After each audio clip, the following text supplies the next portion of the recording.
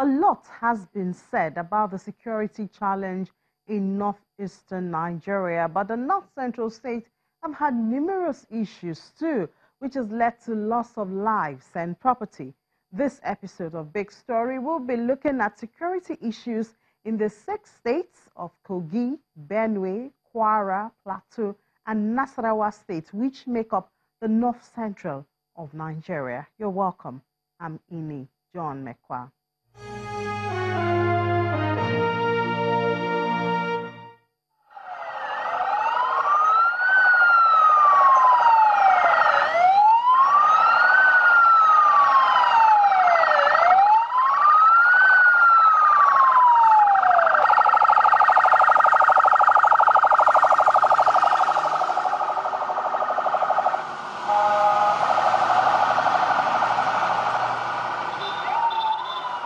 Plateau State is still struggling to surmount the consequences of the June attacks, where over 100 persons were said to have been killed.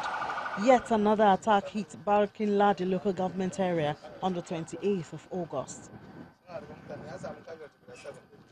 Assessments by the police command says that the attack led to the death of 8 persons and 3 persons were injured, 95 houses burned, and about 310 cattle stolen. The attack is alleged to have been carried out by unknown gunmen. Property and foodstuff were looted and destroyed. And when the police assessed the villages, we discovered that the villages needed more security presence.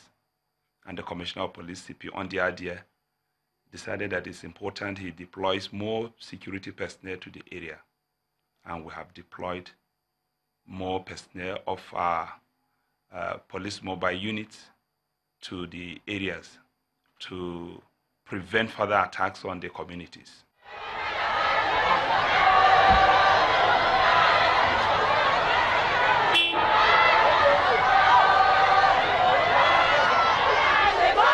While the police say security has been upgraded, the women say the situation has become unbearable and have taken to the street to protest the continuous attacks.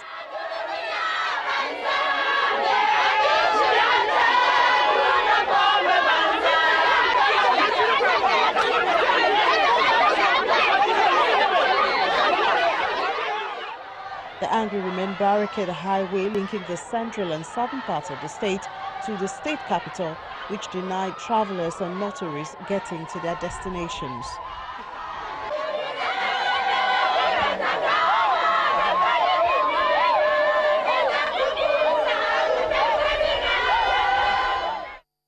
Our responsibility is the protection of life and property to make sure that people are not in harm's way.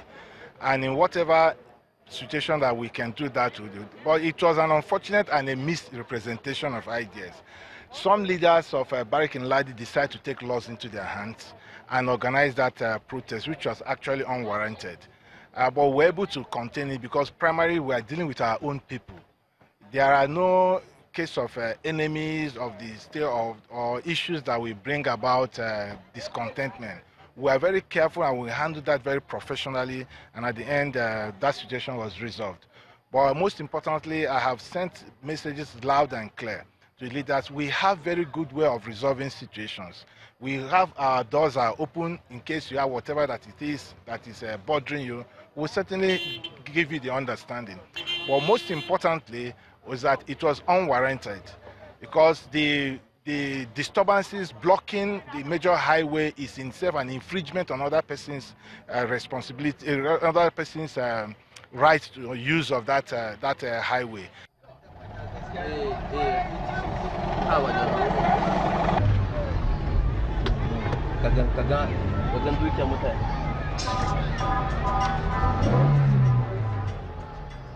In the case of Plateau State, the insecurity has been given various perspectives, from indigenous and settlers question to tribal conflict, religious and others. A consideration of these factors and more form the need for taking precautionary measures towards a lasting peace in the state.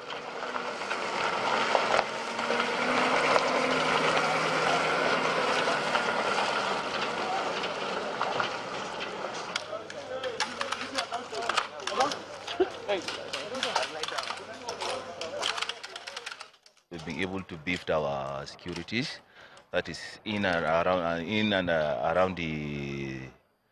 the state, and also we've been able to give directives to embark on patrols, intensified patrols. We've intensified our patrols day and night on foot, on our patrol vans, and we've also, deployed more of our personnel in the field.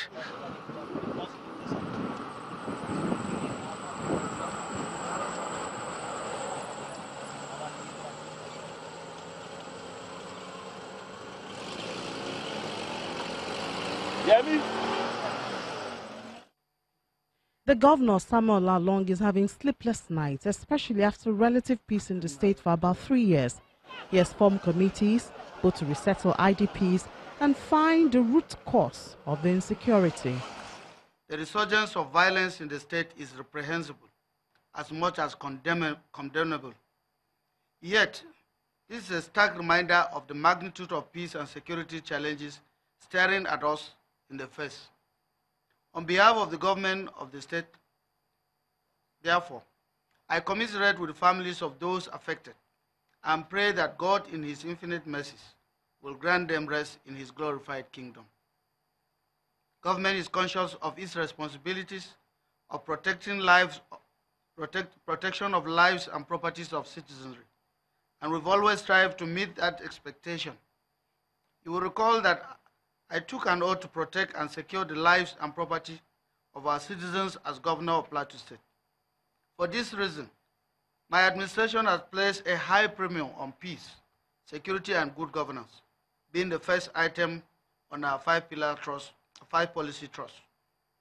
Regardless of the threats we face today, we remain resolute in our commitment to arrest the vicious cycle of violence and lay the foundation for sustainable peace. When it comes to herdsmen attacks, Benue State has recorded almost the highest casualty and frequency of the unfortunate incident. In 2018 alone, it seems the state has recorded killings in almost every month of the year till date. Unfortunately, this is in spite of reports that security apparatus has been increased in the hinterland, which is mostly the location of the attacks. I had a phone call that Fulani herdsmen has attacked the village, Pt.1 village in Yeav Council Ward, Kondo local government, near Jatuaka town there. So when I got there, I discovered slain 7 people. Houses were burnt. 2 small babies got burnt into one round hut. So about 7 of them seriously injured, and I brought them here for medical treatment. It's unfortunately one of the 1-year-old baby who I brought here has just given up. They sent people there, policemen there, mobile police and policemen. So they went to the area, to the scene. So they are aware of what is happening. They have seen the dead bodies in the mortuary. They have seen the victims that are here at the University Hospital Makodi. Treating the problem requires understanding the various perspectives at the root of the insecurity issue, and this cuts across incidents in other states of Nigeria. When you have an outbreak of violence, the violence, assume a certain or take a certain manifestation that is ethnic or religious in nature, but it may not necessarily be the cause of the violent conflict. So when there is a certain confrontation, either Muslims who want to look out for a church to burn, or the Christians looking out for a mosque to burn, but if you interrogate very closely, that might not necessarily be the cause of the problem. Again, the problem of Plateau State isn't any different from Adamawa State, isn't any different from Kogi State, isn't any different from Benue State. The chronology of the conflict might differ. Of course, the dynamics might also, might be a bit slightly different, but at the end of the day, it is still the structural issues. It is still the economic issues, the political issues. It's still about, I mean, that poisonous legacy of colonialism that we have not been able to deal with. And if we are truly determined to find an appropriate response or policy response to these issues, that we must recognize and appreciate all the perspectives that are there. That is the only way that we can sit down and design an appropriate intervention framework that would deliver lasting results for us. Unfortunately, this is a country where people usually do not so much, or rather are somewhat even averse to rational thinking. We don't want to look at it because we are so much engrossed with our own ethnic or religious identity. And I insist, it is a false and a wrong premise to look at the problems that are confronting this nation. If you want to go beyond that, if you really want to get a solution to some of these problems, you must be able to go beyond that.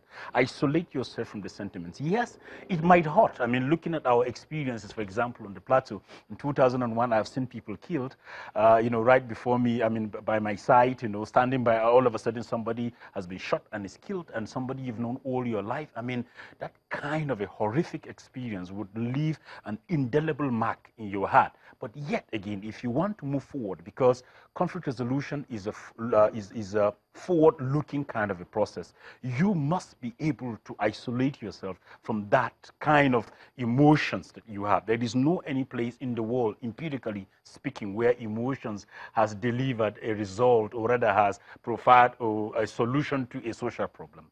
We must be dispassionate. We must be rational. We must engage with the issues in a way that is very logical.